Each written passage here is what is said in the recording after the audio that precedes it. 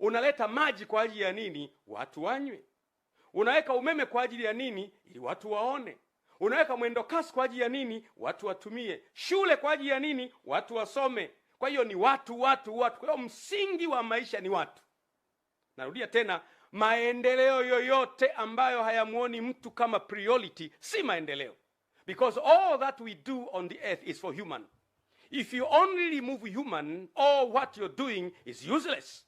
Chochote unachofanya duniani ukiwa hai ni kwa ajili ya watu. Ukimwondoa mwanadamu tu havina maana. Magorofa yote haya, nyumba hizi zote zenye air condition, kama wanadamu wote hawapo, baada ya muda ni mapango ya mbweha. Kwa hiyo mwanadamu ndiye anatakiwa kupewa kipaumbele, kuheshimiwa, kusemeshwa vizuri, kusikilizwa. Lakini leo sisi tunawateka hawa wanadamu sasa. Unasema nataka kujengea jumba afu namteka huyo. Na kuletea maji afu namteka huyo. Na kujengea barabara afu anatekwa huyo. Lazima kiongozi yoyote anayejua anachofanya, focus yake iwe ni watu. Watu asubuhi, watu jioni, watu usiku, watu mchana. Watu ni wa muhimu kuliko vitu. Na viongozi wazuri